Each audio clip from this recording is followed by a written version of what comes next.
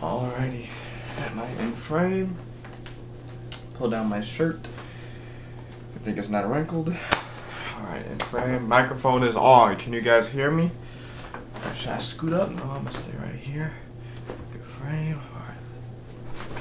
Alright. Sorry if that startled you guys. Alright, today we're going to be talking about something that a lot of people my age don't really care for, and that is obeying your authority. So if you want to learn why you should do that, and if you're not already doing it. If you're already doing it, props to you. Stick around for the video. Let's get into it.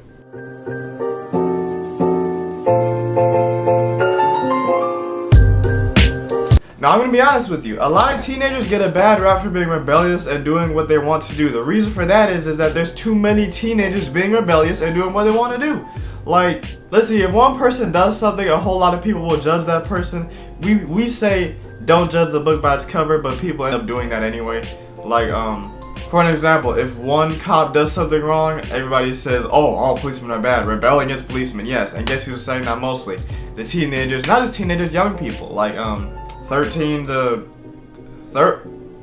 29. We're gonna say 29 because 30 you getting up in age. 30 you getting up in age, man. Sorry for them 30-year-olds out there. But anyway, enough chit chat, enough yibba yabba.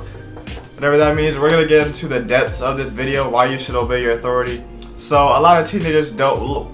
Number one, why do teenagers like to be rebellious? Alright, now let's put it this way. So your parents have been a teenager. You might not believe that, but they have. They didn't hatch out of an egg as 50 years old. Your parents have been a teenager. You have never been an adult, but your parents have. So you need to understand things from their perspective. I know a lot of people say, well, if you were in my shoes, you would see such and such and such, but you're not in their shoes. So that's not really giving a good example. Hebrews 13:17 says, obey them that have the rule over you, and submit yourselves for their watch for your souls, as they that must give an account, that they may do it with joy and not with grief, for that is unprofitable for you. I think we forget sometimes that our authority might not enjoy taking care of us all the time. Imagine you being a parent and your children complain to you every 5 seconds. For some of you it's probably 2 seconds.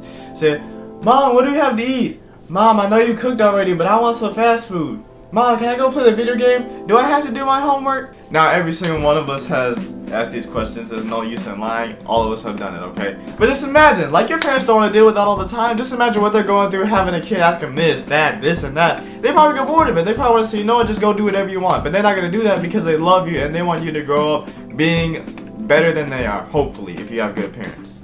I'm sure you guys have heard of buyer's remorse. I wonder if there's parents' remorse. And some parents just say, you know what? Why did I have this child? Okay, my parents never said that, okay? They were blessed by me, alright? Now I want you to think about something for a second. Have you ever been out shopping at the store? Let's say you're at Target, alright? You're at Target, or you're at Kohl's, or you're at the mall. You feel me? You shopping around, and there's always this one kid that's just like...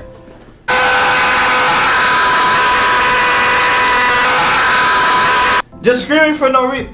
Woo!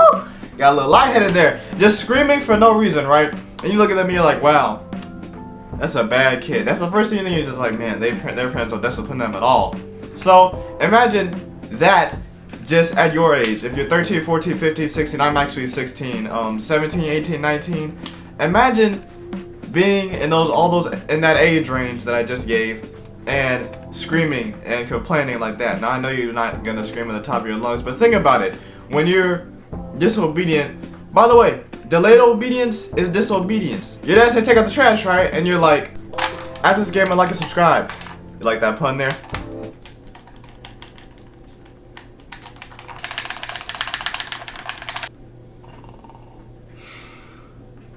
So it's like 12 o'clock at midnight and you say, oh wait a minute, my dad told me to change the garbage. Hold on, what am I doing? You go change it and then you get in trouble. And you're like, why do my parents put me on punishment or give me a timeout or spank me or whoop me? There's several forms of punishment. For those of you who have little siblings, if you tell your little sibling, put this down now and do not touch it again, in your older sibling voice. I don't have an older sibling voice because I'm a younger sibling. But anyway, if you tell them that, do you want them to put it down tomorrow? Do you want them to put your iPhone 13 Pro down tomorrow? Or do you want them to put it down now? Of course, you want to be there now. Imagine how your parents feel. Now, let's say your brother is, or your little sister is like 8 or 9. You're 14 years old, 13, 15, 16, and your parents are telling you to do stuff. They don't want to go back and forth with an almost grown person. Understand it from their perspective. If you ever babysat. I don't believe I've ever done that. My nephew. And you know, I spend 5 minutes with him and he starts crying out of control and I'm like, wow, I'm about to leave and give him to you. Give him to my sister, right? And then I step out, I think about it and I'm like, wow, my sister takes care of him 24/7. Crying, changing diapers, feeding, putting him to sleep. Wow, do I even want kids when I get married? Like, the responsibility, like you gotta feed them, you gotta wash them, like they can't wash themselves. I'm just joking. Or was I? Now I'm sure some of you are wondering by this point, how do I get out of punishment? How do I get out of a timeout? It's not by going and doing what they told you not to do. Phone, car keys, laptop. If you want to avoid getting in trouble in the first place, just be obedient. Don't do what they told you not to do and you'll stay out of trouble. Now if you do be obedient and you still get in trouble, I'm sorry. What do you want me to do? Like, I'm just saying, more of the chances are that if you do what you're told to do, you won't get in trouble. You're like, okay, but that's not fun. That's probably not fun for your parents either, telling you to do something every 5 seconds and you still not listening. Hebrews 12:11 says, no chastening for the present seems to be joyous. Of course not. Who likes getting hit with a belt? But grievous. Nevertheless, afterward, it yieldeth the peaceable fruit of righteousness unto them which are exercised thereby. Yeah, man, I got some of the best scriptures for y'all. Y'all are probably like, I ain't never heard of that scripture. Where that scripture go from? Reference right up there, bro. Dude, you need to go in the Bible and read about being obedient, listening to authority. Authority is there to protect you. You don't know everything. You don't know how to be an adult. Have you ever been an adult? Have you ever been an adult? Please. I can't hear you. No. Alright, that's what I thought. Now, your parents have been a teenager and an adult. They know what is safe and what is not. Listen to your parents and just be obedient. Have you guys ever heard that song? OBEDICNCE. We sang that in like first, second grade, third grade, and then actually in my Spanish class we just sang it in Spanish. But hope you guys enjoyed the video. If you did, go ahead and smash that like button, click that subscribe button, comment and let me know what you guys thought about the video. Go ahead and share, turn on notifications, subscribe, like, y'all know what to do, comment. I think I already said this. So we're gonna go ahead and end it here. Stay victorious.